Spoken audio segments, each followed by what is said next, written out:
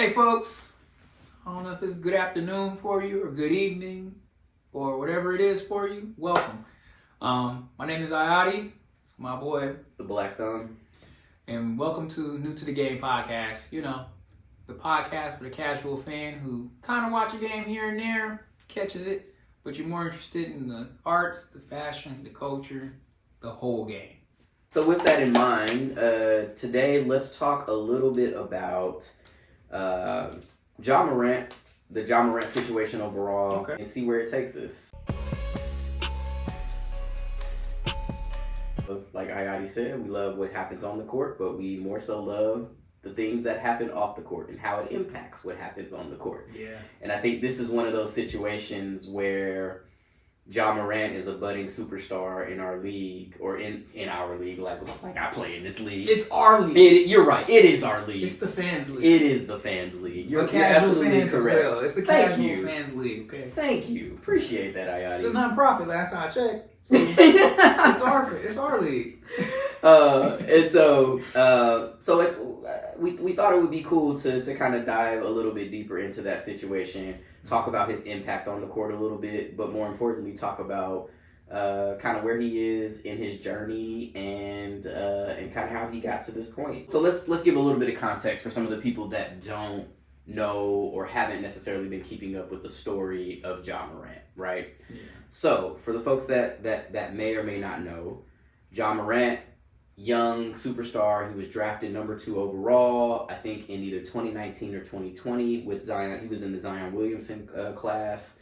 He came right after him, didn't he? No. They were in the same draft class. Okay. Zion went 1. You're right that he came right after him, but in the same draft class. Okay. So Zion went 1. I think Ja Morant went 2. I think R.J. Barrett was also in that draft. Cam Reddish. All of those guys were in that draft.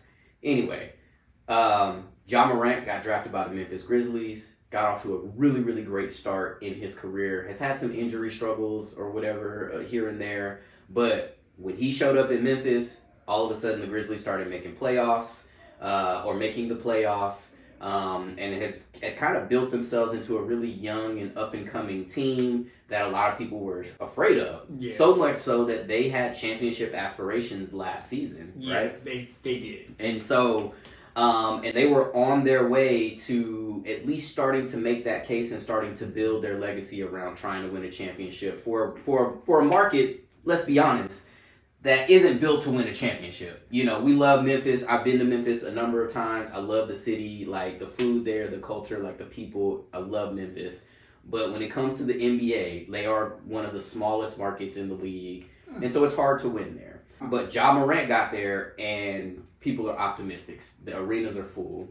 And then about midway through last season, he was on social media doing an Instagram live with his friends, and mistakenly, whatever, either he didn't know that he was being filmed, whatever. I mean, I think he knew he was on a live, but he flashed a gun, flashed a handgun. The league caught wind of it, did an investigation, confirmed that it was indeed a gun that he flashed, and he was, if I'm not mistaken, warned, and I don't remember if he was suspended initially or not. But he was definitely had a chat with the commissioner.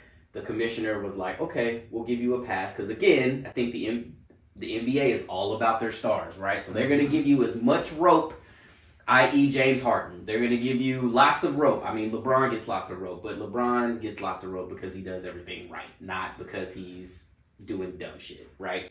And so shortly thereafter, after having this meeting with Adam Silver, Ja Morant, he then flashes another what was thought to be a firearm. Again, someone's gun. We don't know. And that was when he got suspended, and that pretty much put an end to their championship aspirations. And at that time, he was then suspended for 25 additional games for the start of this season. And so he just came back within the last week or so, without him, they were, I don't know, I think 6-19 or something like that. 6 wins, 19 losses. He comes back, they win their first 4 games, And I think they've won 4 out of 6 or 5 out of 6 games since he's been back. And so that's where we are now. And so today I thought it would be really cool to kind of to talk a little bit about it and really more so get your thoughts. Like I want to get Ayati's thoughts on the Ja Morant situation overall, and also I want your casual fan kind of viewpoint, because I know you are a fan of Ja Morant. Yeah, I know you are, like you were, you know, like you've had inklings of full-fledged support of Ja Morant, and so like how has this situation and how have the developments of this situation either made you more of a fan or changed your relationship as a fan of Ja Morant? I mean, looking back in hindsight, my first reaction, I was like, fuck, you fucked up. Because like, I'm legitimately a Ja Morant fan. Like, when I see him play, I'm excited. Yep. He's explosive. It's what he represented. Like, I haven't bought a jersey since high school. And Ja Morant was my, like, prospect for jersey purchase. And I was like, man, I think I'm going to get this Ja Morant jersey. I'm going to pull the trigger on this shit and just, I can rock this shit. Even though I'm not a Memphis fan. Like, I'm just going to confuse you. Like, you're a Clipper fan, but you wearing a fucking Ja Morant jersey. I'm like, this motherfucker, he get down. So I was excited. And then we got caught with the first pistol shit in the car. I was like, okay. I was like, fuck. More in my head, I just thought he got caught slipping or some shit. Like, I get it. It's probably some dangerous shit. He had the strap on him or whatever. But like, young, dumb, you get caught. I was hoping that they just ignore it and blow it over. Like, don't go over hard on him just because he black, he got locks. He did some dumb shit, especially with it being America. Like, this is gun central. It's NRA, we love guns. Don't act like we don't. And all of a sudden, y'all mad about this shit. But then when the second time shit happened, I was like, bruh, you fucking up your bag. Like, why are you now fucking up again? So it was more like now it's just, I'm fucking like disappointed and have to take a step back on my like Ja Morant fandom. Like, don't get this twisted. It ain't because of the whole gun situation and shit. I personally own guns. I'm a gun owner and I don't give a fuck. I like some guns. Shit, I go shooting every now and then, but it's not like I'm out here walking around the motherfucker on me. But I was just more disappointed on you fucking up your bag. Like, he had a shoe about to drop, and I knew that shit was gonna be fucking fire, and I knew that shit was gonna sell. And with all this like backlash, everything kind of unraveled for him. And I was just, from the side looking at that shit was just sad. Like, I'm like, fuck, you just starting pretty much in my mind, and you ain't got that. Yeah, they gave you a little bit of rope, but you ain't got that LeBron rope where you probably can bounce back from this shit and they gonna stick with you. I mean, immediately motherfuckers was dropping them. And then you get suspended for damn near a third of a season, like 25 games or some shit like that. Mm-hmm. I was like, fuck.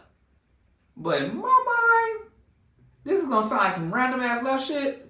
I was like, I was his daddy fuck. Like, his daddy be wilding out at the motherfucking games, bro. And I was like, where did Ja Morant get this shit from? Like, why you acting like this? I was like, oh, this motherfucking daddy be wilding. Like, he act like he the game. Like, he on the sideline doing all this shit. And I'm just like, why you didn't pull this motherfucker to the side when he fucked up the first time? I was like, hey, you need to cut this shit the fuck out. Like, it ain't our bag, but shit, you fucking up the family bag. Like, this is like a daddy moment to come in and crack down on you. Like, yes. Like a big, or somebody, big homie, I don't fucking know. Right. Somebody needed to step in before he just fucked up and fumbled. But with the way he done came back, that first game back, he dropped that motherfucking game drop winner on him. Mm-hmm. I said, boo, bet. So it's got me like, I'm encouraged and I'm excited because they've been whooping ass since they've been back. Yeah, they lost to my Clippers, but he made a point that like, yeah, y'all miss me. Like, you had me going for a minute, but when I came back, he ain't like he been sitting at home, I guess, fucking off either. He didn't come back rusty as fuck. He came back ready to play on motherfuckers. So I'm excited about that. But I'm like, fuck, this was an unnecessary speed bump that I feel like might, in the long run, fuck up his longevity because he ain't going to be able to be explosive like this forever. So it was better for you to build up your excitement, become this explosive player, and when you're no longer explosive player, people still fuck with you because of your legacy. You fucked it up already a little bit in the beginning, and now you got this stumbling block. And the reason why I went, let me, I guess, make it full circle, where I pointed at the father shit, is because, like, when it comes to players, some of them don't have their dad in their life, but when you actively see a dad in a lot of these players' lives, it makes sense that like how they got where they got. Like an example is the Ball brothers. I don't give a what y'all say about their daddy LeVar. Okay, how y'all feel about LeVar? Never lost. At the end of the day, he got 3 motherfuckers that essentially went to the NBA. Yeah. I know that was the middle one. LiAngelo. Yeah, LiAngelo. He ain't technically an NBA player, but he fumbled that bag himself. He oh God. And I'm like, that was some bullshit, but to me, I felt like LeVar was doing what a dad's supposed to do with sons in the league. Like he's guiding them and moving them how they need to go. Another example of fatherhood in the league is me. I feel like LeBron. Like he's in the league, he didn't have a daddy, yet he's being he's a role model dad of what a dad should be doing. And I'm hypothetically speaking, let's say Bronny ass was out here doing some dumb ass shit like that and had the gun in the whip. I feel like the first time, he wasn't in there in that moment to stop little Bronny from doing that shit, but it wouldn't have happened twice. Yeah. Like, it would have came back around, they would have had a talk, I guess, behind the scenes, and even if it was like a punishment, that shit wouldn't have happened twice. Right. And I feel like, fuck, I hate to just blame a motherfucker and say, oh, it ain't, I mean, Ja Morant's still a grown-ass man, but in my mind, he's still a kid. In my mind, I'm almost 40 at this point. Your ass is a kid, so you like 28, 29, you're going to keep doing dumbass shit. Correct. So I feel like that's where the moment where his dad was supposed to step in. Like, if you present, are you present? And I'm like, yeah, that was a moment that was missed. And I'm not trying to take responsibility off of Ja Morant, but, bro, I'm glad to see you back. Yeah. I hope this shit keep rolling, but I hope your daddy, slide in a little bit more and just kind of be in your ear, like, yo, I need you. Let's see if we can get a game plan to try to get you back to this, where you just like the household name. And I think he got the skill set to do it. He got the gameplay to do it. It's just now they're going to have to strategize, and that's like some unfortunate shit. Yeah, I mean, I think so. It's all about your team, right? It's all about the people that you have around you. If I came up on a bunch of money, right, and had an opportunity to create an ecosystem or a community around the core, like our core friend group, where we all could operate in our strengths, strive in our strengths towards one collective goal, similar to how LeBron has done, right? Like, he knows that he's the face of the corporation. Like, he's the person that's going to be doing all of the, like, he's not closing the deals. He's making those deals look good and look better because of his performance, right? Mm-hmm. He's keeping the main thing while he has a team of people around him to insulate him from dumb shit, right? To counsel him from doing dumb shit, right? Yeah. And I think why LeBron is LeBron and why he's so much so a one of one is because he came into the league even younger than Ja Morant, right? Like, he came into the league a year younger than Ja Morant because he came straight from high school. And so, to your point, that's what makes it so much more puzzling about Ja Morant, because he comes from a 2-parent household. Like, he comes from what we know to be like, your standard kind of common middle class family. Like, it wasn't like he wasn't rich by any stretch, but he wasn't poor either. And so he had opportunities, whereas you look at someone like LeBron, who like literally had to fight, scratch, and claw for everything that he got. And didn't have that example, but was able to avoid all of those pitfalls that Ja Morant found himself in within a few years of him being in the league. Yeah. And I think, to go back to what you were saying about him, losing the bag, or like, I think he ended up losing about $35+ million because the suspension that he got at the end of the season, when basically the Memphis Grizzlies was like, okay, you got to be away from the team right now. He didn't meet the standard to qualify for All-NBA status. And because he didn't get All-NBA status, that he couldn't get a Supermax contract or something along those lines. So he missed money there. Then, if you remember, like right around the time that all of this gun stuff happened, he had obviously just released his signature shoe with Nike. He also just released a commercial. He just signed a big lucrative contract with Powerade / Coca-Cola. and had a commercial out. So like his star was like on the rise. Like his trajectory was straight up. Yeah. Like he was about to go hard. Cause like to your point, like his Ja ones were fire, and like he already had a couple different colorways out. Like they did a big launch at All-Star Weekend. Like they set up a whole like it was super dope. Like, and you could tell that like Nike and Coca-Cola were like ready to go full-fledged behind this dude, right? And then this happens, and they all have to kind of. They didn't, you know, and this is where I will credit Nike and Powerade and, you know, some of the other sponsors that didn't just like say, all right, we're done with you, we're gonna put things on pause. They just kind of say, you know, we're gonna hold back the train a little bit. We're not gonna bring it to a screeching halt, but we're just gonna slow it down. We're gonna go from third gear down to first. And let you figure your shit out, right? Yeah. And kind of get on the right side of the narrative a little bit. But also see like, okay, are you worth investing in, right? And so I think, so it was interesting. But what we call, as a tennis player, we call these things unforced errors. These are errors that are not forced upon you. You weren't put in a tough position and had to make a tough decision, right? You did this on your own volition. Like you made that error because you just fucking off. Right? Like you just not thinking it through. But at the same time, to your point, it was like 22, 23 when this happened. Like me at 22 and 23, if you would have given me, you know, I think at that point in his career, he had made, I don't know, $35, $36 million or something like that. If you'd given me $2 million at 22 and 23, I'm not sure I would have made some really great decisions, because I was making some fucked up decisions with no money at 22 and 23, let alone giving me millions, tens of millions, right? And so I think, to your point, like we have to kind of look at who's around him, where's the counsel, who's the adult in the room. And I think, going back to your point about his dad, like, to me, it feels like, and obviously we don't know Ja Morant. We don't know, you know, I haven't been on Wikipedia looking this motherfucker up. Can't get him on the phone. So I don't know his history to a T, but just from what I have observed, it feels like his dad is very much so living vicariously through his son.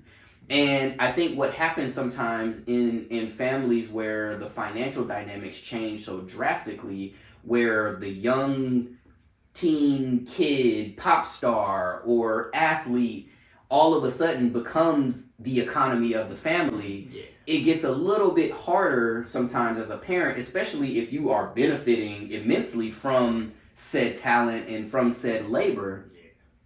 It gets harder and harder to set boundaries. It gets harder and harder to be a parent.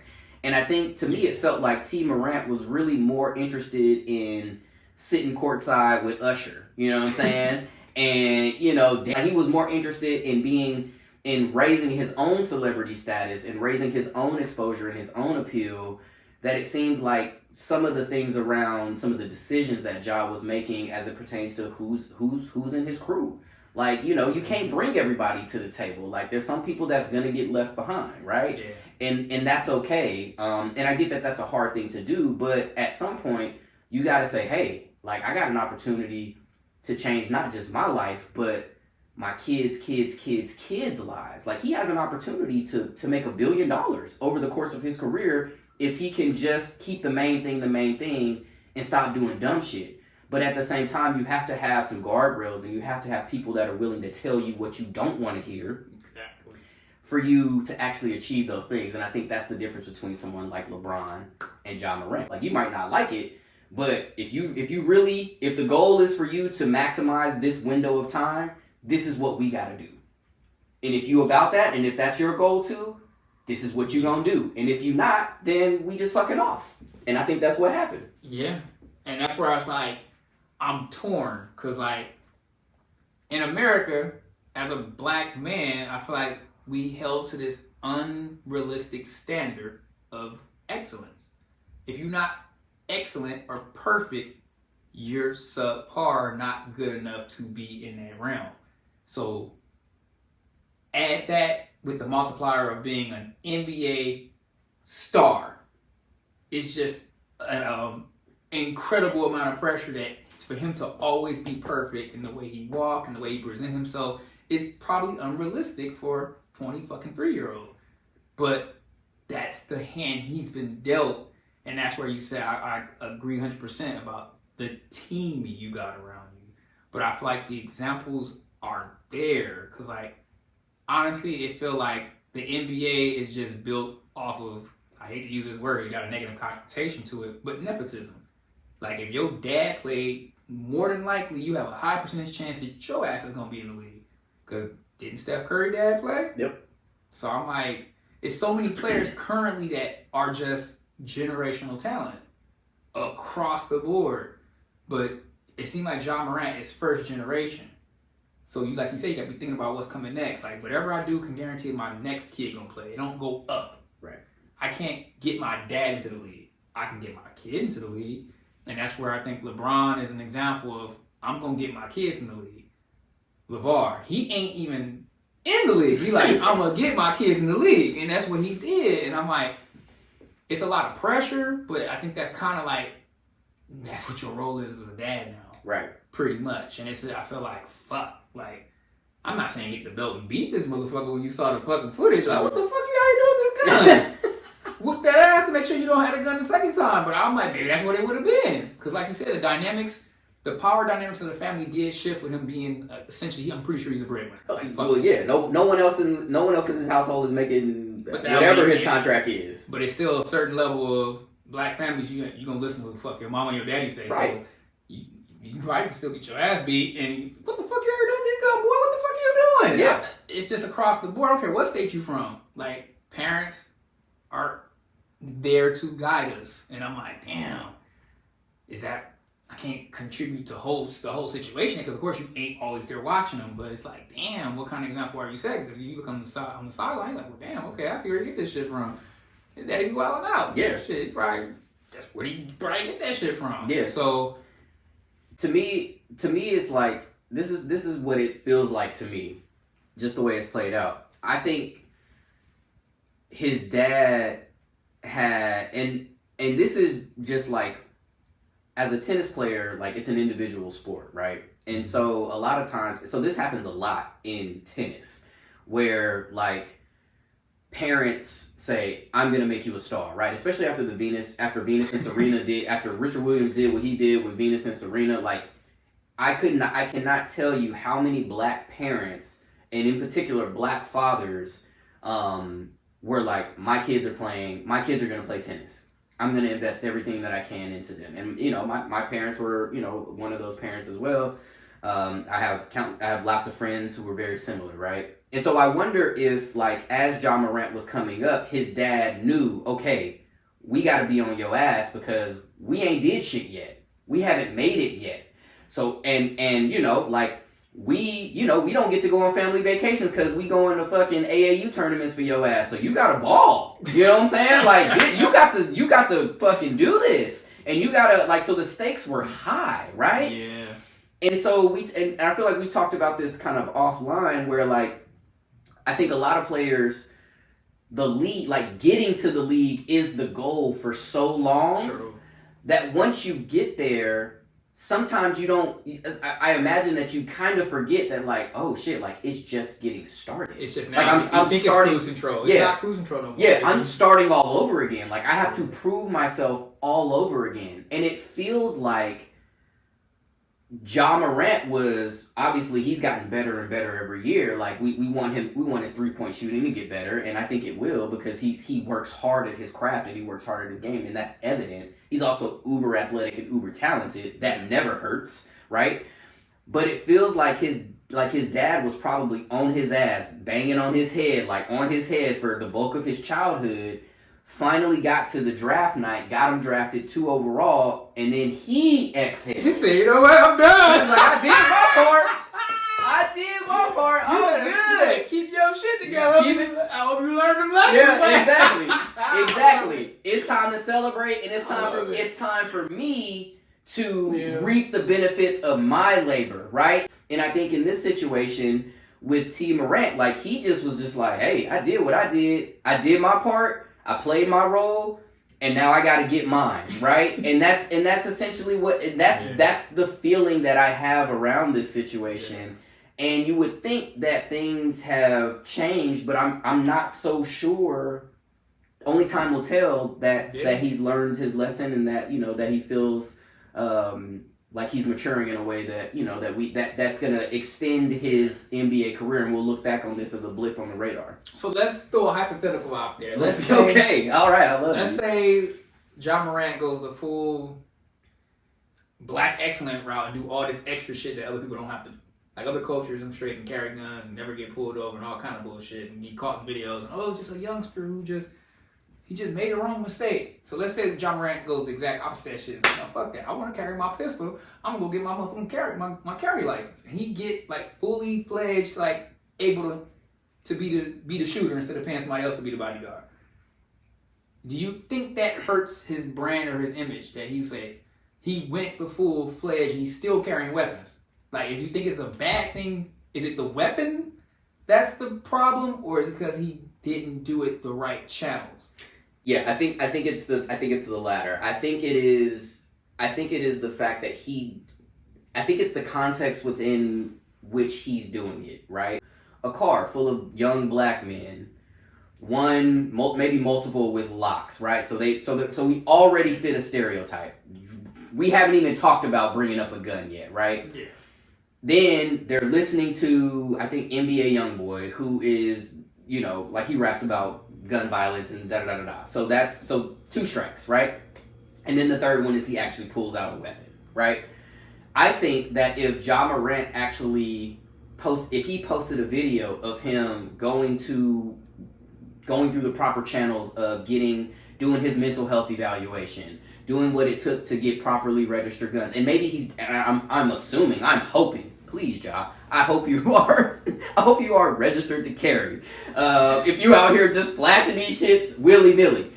I think if he did that and gave the context and talked about gun safety and that and talked about why it's important for him to carry a weapon, and not necessarily, because I think the context of it was like, I'm flashing it willy-nilly trying to embody something that I don't necessarily live. And I think that, to me, and I don't know if he's really about that life or not. Maybe he is. Maybe he is like a goon underneath. Like, I don't know. But it doesn't feel like you can make it to where he's made it and be a goon all at the same time. Like, it's like the exception, not the rule.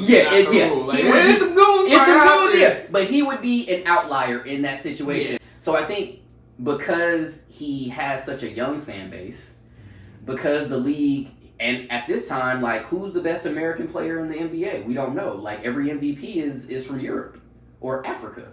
So, like, the league's in kind of a tough spot because they want to be full-fledged behind Ja, just like Nike did, just like Powerade did. But at the same time, they have a fiduciary responsibility to their fans, but also to the young kids that look up to these superstars. And so they are asking them to avoid certain situations. Or if you are about this life, and not even if you're about this life. If you're about this life, keep that shit to yourself.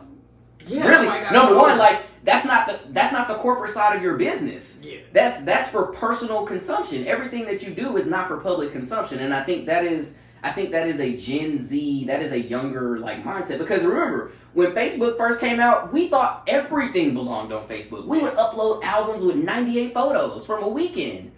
And then we realized, like, oh shit, employers was looking at this?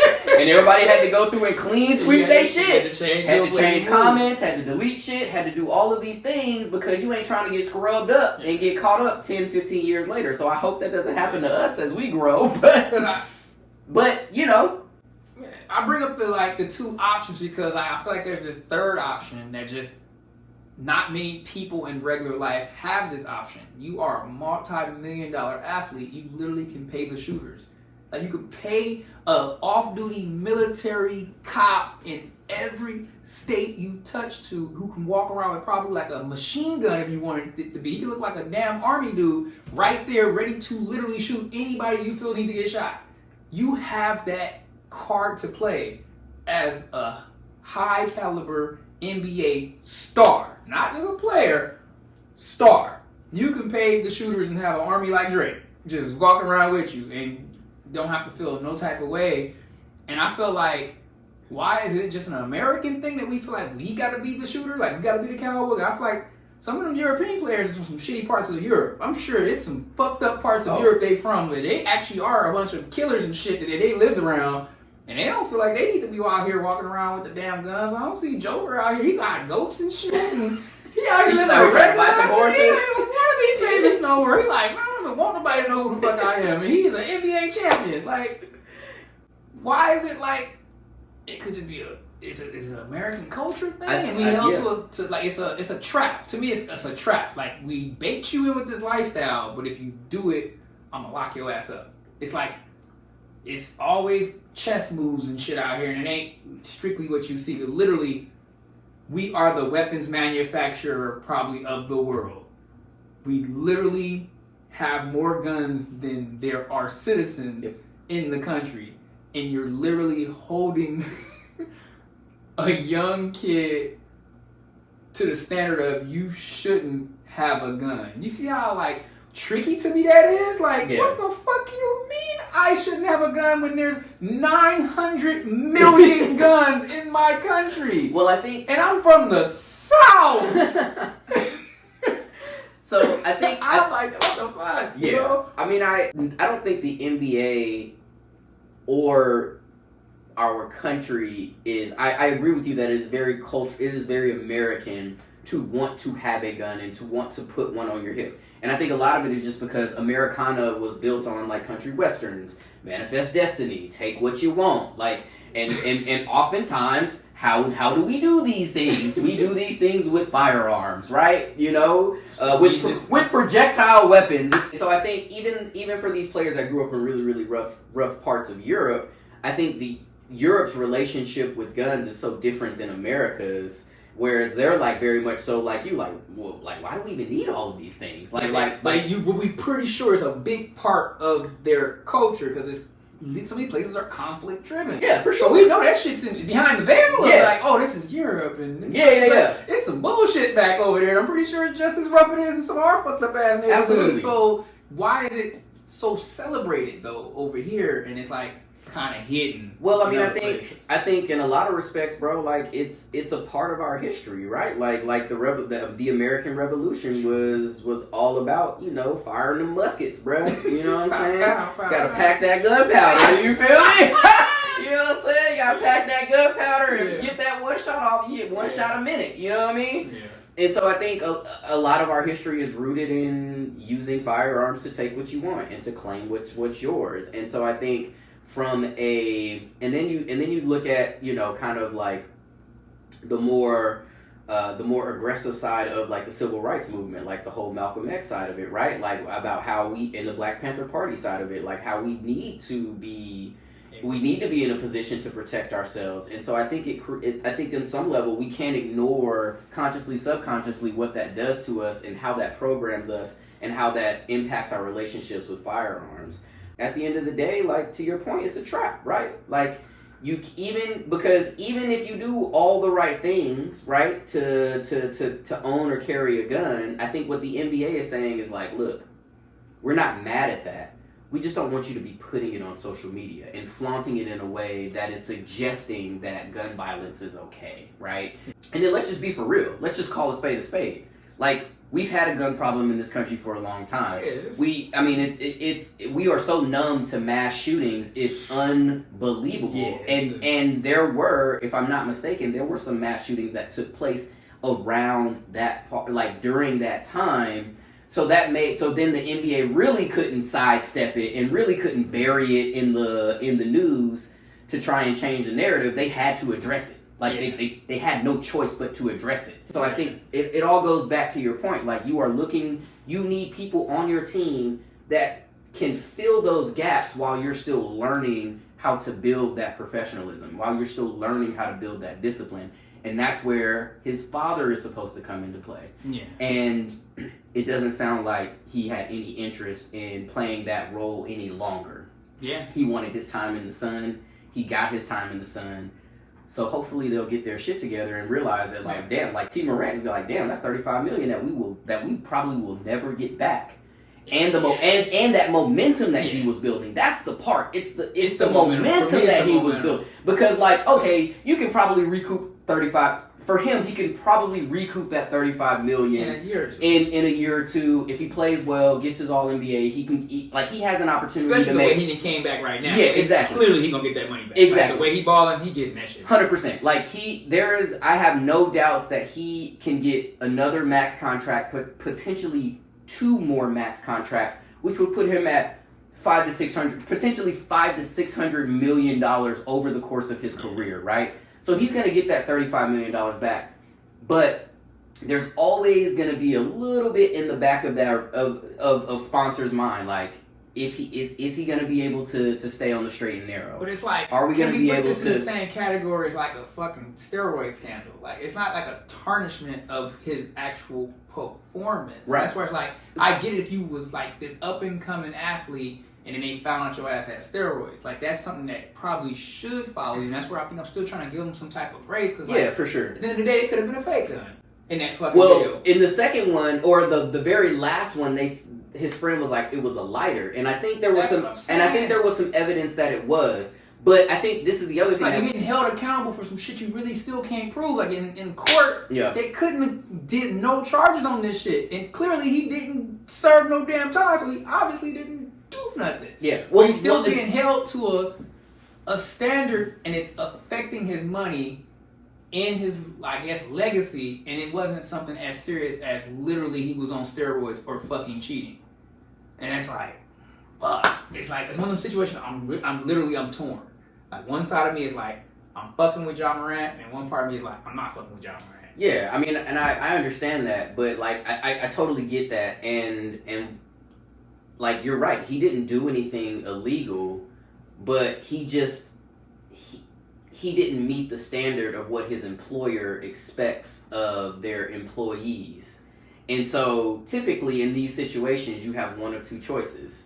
Either you get in line so that you can continue to reap the benefits of what that employer or what that organization or that entity affords you, or you say, you know what, this is who I am, this is how I'm going to be, and you live with whatever those consequences are. And this is where I will say, like, his suspension and the time that he had off compared to kind of with the Draymond situation, where it's like, okay, a few weeks, it looks like he's only going to be suspended for 11 to 13 games. He's got to do counseling, whatever. Like, I feel much better about Ja Morant's journey from an authenticity standpoint, from a actual, like, we're going to see some real growth, change, and maturity because just because of the length of time, right? Yeah. Now, full disclosure, he could have been fucking off this whole time. Like, he could have literally went to therapy for a few weeks like he did initially. Like, he did, like, a little flyby therapy thing. Like, he went and checked in for, like, 48 hours. Because he talked about how, like, to your point earlier about the pressure that comes with being the breadwinner at such a young age. Like, and he talked about how he didn't have a lot of great outlets or a lot of great ways to deal with that pressure. And so my hope is that he was able to take this time, because he basically had, like, the better part of almost a year, because he missed, like, the last 15 or so games of the season. He missed a fair amount of the games at the end of the season because, like, the whole play-in tournament. Yeah, he missed all of that. Plus, he missed the first 25 games, so he missed probably 4 or 5 months. Which, I mean, obviously, like, we all know, like, therapy is it's in a lot of respects it's a lifelong journey. Whether you're in therapy actively for the entirety of that time, or whether you're taking breaks. But the work is always there, and it's ever changing. But the longer you are able to stay in it and be committed to it and lean into that process and lean into that work, the hope is that you learn, you grow, and you get better, right? And so that's what I'm hoping for this. And so we'll see. Yeah, we'll see. I mean, going back to the father piece, it's like it could go left as well, because I feel like what's the oldest ball boy? Lonzo Ball. I feel like you see the shift in the approach of how involved the dad is with LaMelo. Like, he's allowing him to have a shoe deal that's not a baller brand. And you see the success of that shift and move. Lonzo's shoe probably would have been fucking fire if he'd have just stepped the fuck back and let the fucking Nike deal more than likely roll out than trying to slang our own shoe because ownership is better than, promotion. So it's like, you see these different father styles, and you see them playing out in real time with real consequences. And it's like, fuck. It's just like, for me, it's kind of exciting from a personal standpoint because, like, my dad ain't really been involved in my life like that. So when you sit back and you see how these dads move, you kind of learn something, what to do. You also learn what not to do for in that future situation where if I have kids, you know?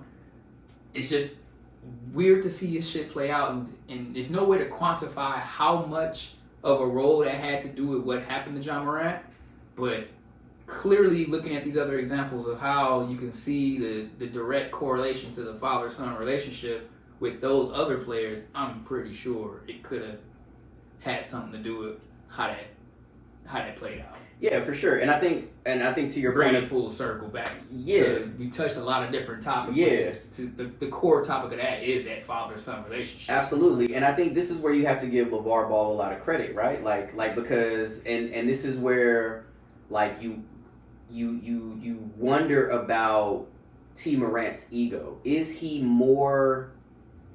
what's more important to him?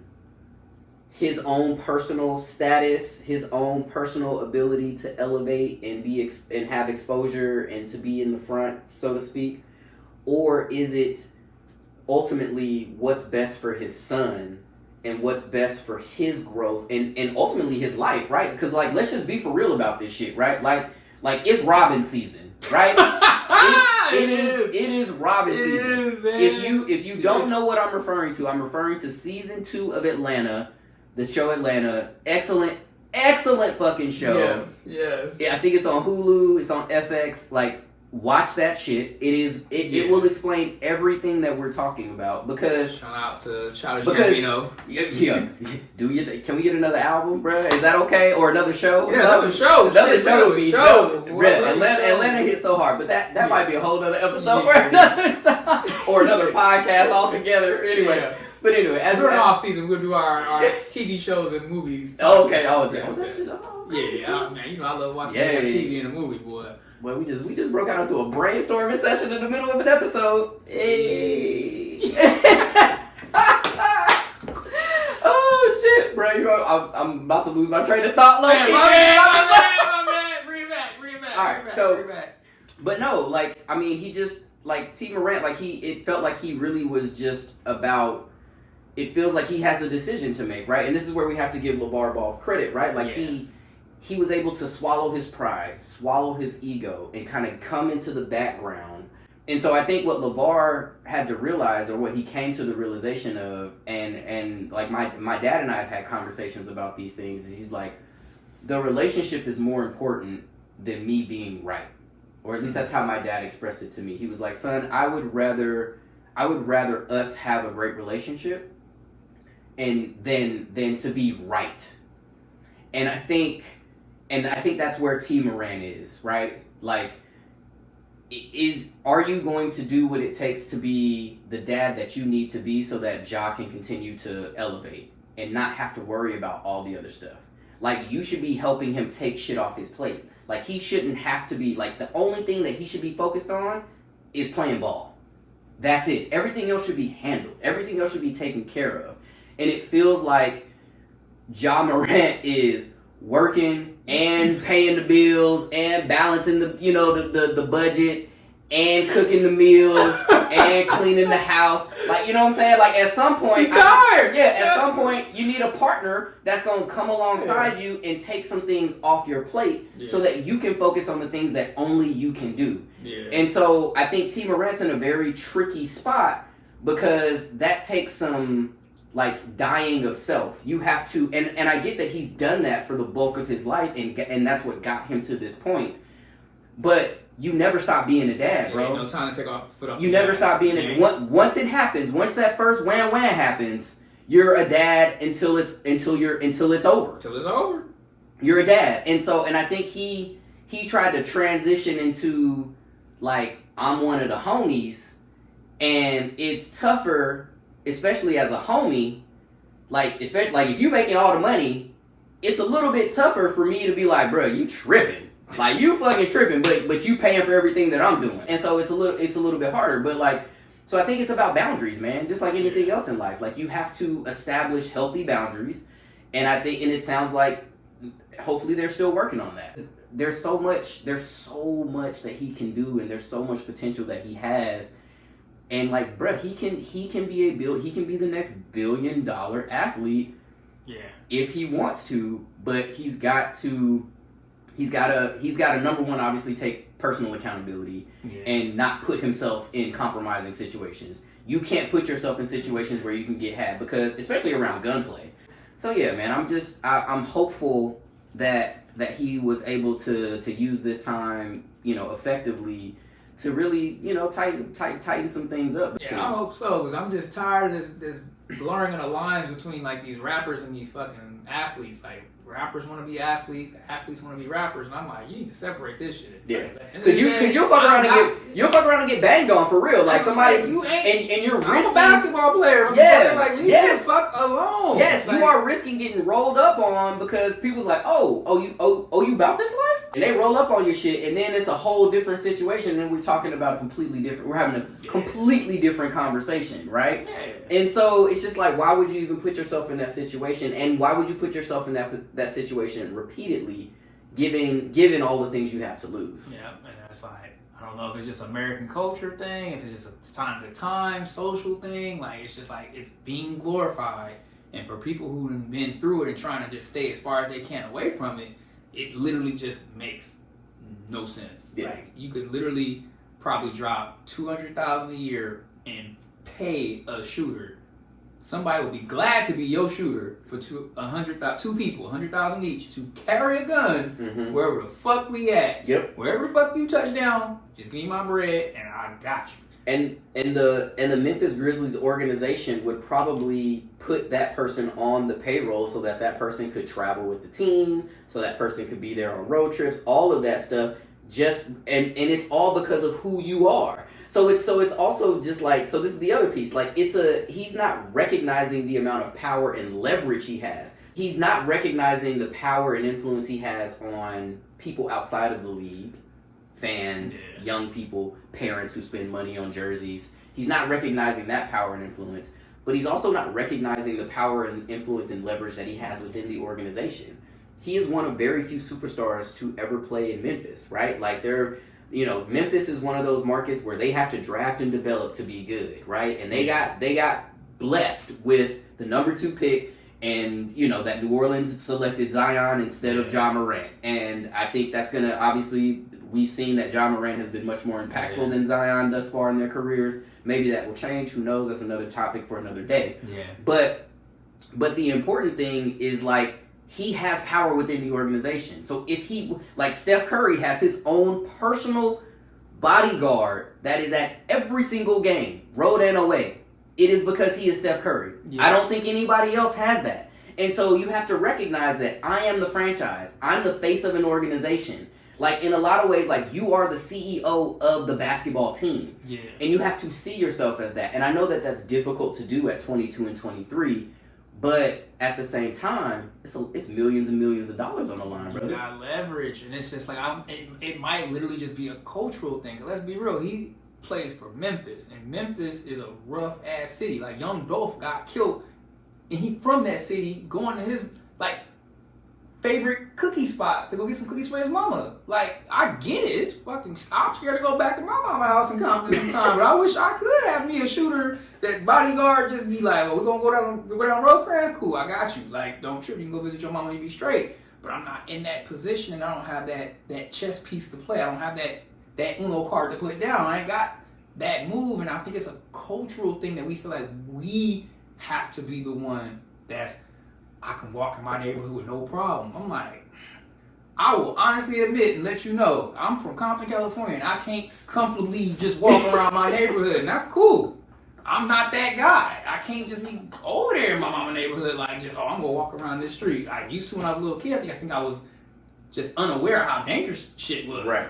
But now that I'm older, I'm like, shit, I don't know how to be one. I don't got nothing to prove to be like, oh yeah, I was back in the city.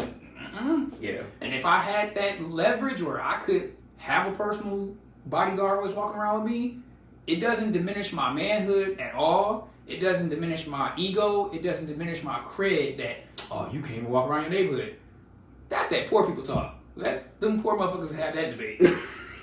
But a lot of times, you can't speak on some shit that you don't have the ability to do. Mm-hmm. So when someone trying to tell you some shit like, oh, I wouldn't do that, start thinking back in the head, can they do it? Mm-hmm. And if they can't do it, they don't have the ability to do it, what value is their real opinion? Now, when you having this conversation amongst other athletes and you know he could actually pay for a bodyguard and say, nah, I don't do it. Okay, he's actually making a personal decision. Right. If a motherfucker having some of that ignorant ass poor talk, I'd be like, I don't know, you should probably just take that shit one ear out the other. I can do this shit, so I'm gonna go ahead and get this motherfucker off duty, buzz cut military dude, and have this motherfucker walking with me. Hell yeah. And he know the lay of the land. He got like this head on swivel. He looking for out. He accessing all threats and just ready to just fuck some shit up, so I can go visit my people, wherever it might be. That's that type of pressure and nuances of being like a black celebrity, black athlete in America. Right. And I think it's just globally. It's just things that other folks don't have to consider. Right. That we constantly have to like readdress and negotiate and think about. I think it. I think you bring up a great point, and I think it really gets down to this idea of imposter syndrome, right? Like you know, we feel like we in a lot of spaces don't belong, so sometimes we will act the way people expect us to act, right? Yeah. And then sometimes we will do the exact opposite. We'll hit the code switch button and do the exact opposite to fuck their ass up, right? Right? And that's a skill too, right? That you learn as a person of color, and in particular as a black male. Like, you learn how to move and shake and try to maintain your safety. You know what I'm saying? It's gonna be an interesting journey. It's like all you can think about, and it's like, but coming back to what I said in the beginning, the way he came back though. Oh yeah, he's been very impactful. Oh yeah, he letting y'all motherfuckers know y'all missed me, didn't you? Yeah, exactly. And and the league has. I mean, like, he has been electrifying from the very first tip off that he took this season. And, you know, like, people are like, oh, is he going to lead them to the playoffs? Which would be incredible if he does. But they have played comeback story. They have played so well since he's come back, and you get it. And this is the hard part. It's like, bro, like, you are the heart and soul of this team. You're the heart and soul of this organization. Like, there's a different level of responsibility that comes with that. Yeah. And you know, you hope that people find that out eventually, you know, as time goes on their own, and you hope that they're early to that, right? And I think that's what makes LeBron so great. Like, he knew he was the chosen one, right? Like he got it tatted on his back. You know what I'm saying? He got it tatted right on his back. He knew that he was the chosen one, so he knew that he was going to be held to a higher standard. He knew that he was going to be held to a higher level of scrutiny. So I think it's just about, it comes down to accountability. It comes down to responsibility. But it also comes down to, like, you know, being a parent. And I think in a lot of situations, you know, T. Morant has gotten what he wants and has failed to give Ja Morant what he needs. Yeah. And I think that's the difference between him and LeVar Ball, him and you know, LeBron James. Like, I mean, it also helped that LeBron did look 35 when he started the league. Yeah, for he sure. He looked like a grown ass man, so maybe that's why he always acted like a grown ass man. I ain't gonna lie. But I mean, he ain't age over the top. He don't look older, but he looked like a grown ass man when he got here. I was like, this motherfucker, who let this 40-year-old in the league? But I think a lot of that too, though, like, he was groomed early, because I think a lot of people knew, at least locally, like, I think his coach, like, I think he had a couple of key coaches that really was on him and made sure that he was, you know, made sure that things were okay, and, like, made sure that he was good, right? And I think for LeBron, I think he views his fatherhood as, like, I'm gonna make up in my fatherhood for everything that I didn't have as a kid, right? And I think that is what has made him such an engaged and involved father, because, like, if anybody has an excuse not to spend time with their kids, it's this motherfucker. Exactly. Like, all the shit that he has going on, just on the court, off the court, production company, endorsements, all of these things, businesses that he's running and acquiring and selling, and all of these things that he's doing. Like, if anybody has an excuse not to be the upstanding, you know, role model father, it's him. And he said, no, fuck that. I'm gonna show how you can do it all. Yeah. And it still be impactful at the highest level in every single category. And I gotta still give shot and credit out to them kids too, because I feel like under that situation where a dad feels compelled to like be perfect and give these kids everything that I didn't have, it can also have the adverse effect of making rebellious ass kids. Yep. Or entitled and just feel like they can do whatever the fuck they want and act out even more because they feel like dad is just going to give me whatever I want anyway, or they just like, I'm tired of dad being around me, so I'm gonna just rebel and act out. They didn't respond that way. It seemed like they just like. They seem to be getting the message, like, oh shit, dad is here, fuck that, I'm gonna take advantage of this shit, and I'm gonna not wild out, but I'm gonna listen to him and follow in his footsteps and take advantage of this extra step have been given. Like, I'm not saying that neither one of them kids couldn't have made it to the league on their own the same way that their dad did, but it helps that your daddy helping you. Yeah, for sure. And it's like they fully are engaged with that, and that, to me, you gotta give credit to the kids for that they responded appropriately to the situation that was presented to them, because they definitely could have went left. Absolutely. I mean, and everything that I have seen or observed from Bronny in particular, and Bryce is going to be the one. Bryce he's a problem already. We didn't talk about this off screen. Yeah, he's a problem already. But you can see the hunger. You can see the chip on both of their shoulders. Like, they are, and I think that is the gift and the curse of having someone like LeBron as your dad, because it can go one way or the other. It can go like, oh, my dad's LeBron, so I'm expected to get these things, right? The more entitlement side of it. Or it can be like, my dad's LeBron, I want to prove that I belong. I want to prove that, like, I didn't get here just because my dad was LeBron. And I think that speaks to their parenting style. I think that speaks to how... But also, I think it speaks to how they have observed their father fight for everything that he's gotten, during the time that they've been alive, right? And so I think it really just speaks to this idea of, once you're a parent, you're always a parent, man. And your number one responsibility as a parent is to be there for your kid, support your kid, but tell your kid when they fucking up. You know what I'm saying? Like, I've had some tough conversations with my dad and my mom where they've had to tell me some things about myself that I wasn't really feeling in the moment, but it saved me some firsthand experience in some of the pitfalls that I was headed towards, and I didn't have to experience those because I was able to get the message soon enough to miss that landmine, so to speak. Because I think it also shows the nuances of, like, when you say, like, parenting never stops, there's this nuanced thing about understanding that pressure don't always make diamonds. Like, people think that you just be on your kid and the circumstances and the having to learn hard is gonna always make a diamond. Sometimes pressure just breaks you. Yep. And it's like, that's where it's like you said, parenting never ends. You gotta know when to apply the pressure, when to take the pressure off, and you can see how it can play out well. You can see how the shit can go wrong. And I feel like LeVar is the perfect middle example of I guess you would say, the ideal situation with LeBron, the way he raising his kids, and then you can say it is might be kind of, I wouldn't say bad, but not ideal situation, the way Ja Morant's father is involved. And it's like, it's this middle ground where you can see where he probably fucked up on one part, but he also got it right on the other part. But overall, he's just like trying to just balance the two. Like, balancing this delicate act of, let me be on my kids, but don't be pushing them too hard, because I could literally just break them, and I might not make the diamonds that I expect, So, it's just, it can go a lot of ways. Me, I've had to learn from them pit holes, those pitfalls. I didn't have a father just kind of just in the front saying, hey, this could happen, or this already happened to me. So, sitting back watching these fathers is like, it's exciting, and it's also like I'm sitting on something like, oh, don't do that shit.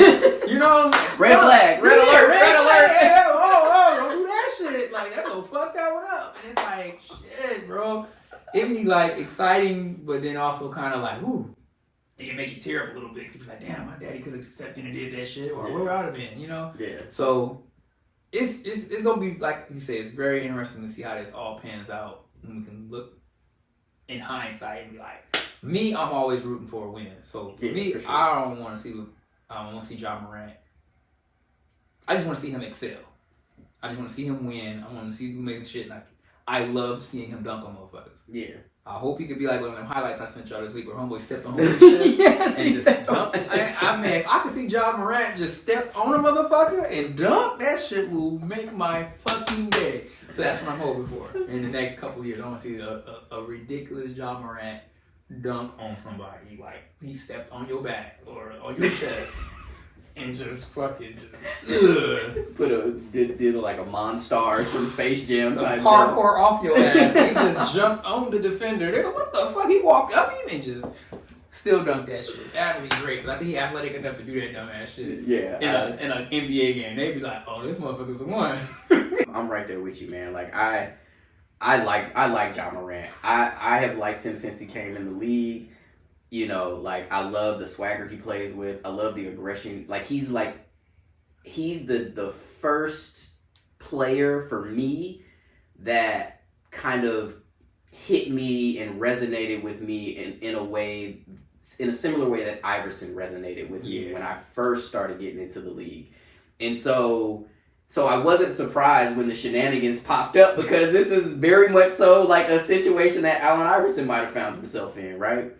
But also, like, you know, think the league has changed, the league has evolved, and so there's a different standard because everything is so corporate, because like players are brands now. You are no longer just a player, you are a brand, you are a business, you are a entity. Yeah. And so you have to really, and so it's important to understand that. So at the end of the day, we know that it's going to take a village, right? And my hope is that Ja Morant will continue to put the pieces around him and set good boundaries and keep his star rising, man. Because the league is better with him. I mean, it's been electric since that motherfucker came back. I mean, like 2 buzzer beaters, dunking on motherfuckers. Like, he's been playing unbelievable. And it's because he feels like he's been slighted, which I have thoughts about, but we won't get into that today. Like, because, again, this is an unforced error. Like, bro, you did this to yourself. Like, let's make no mistake about it. You did this to yourself. This is a proper response to that, yeah.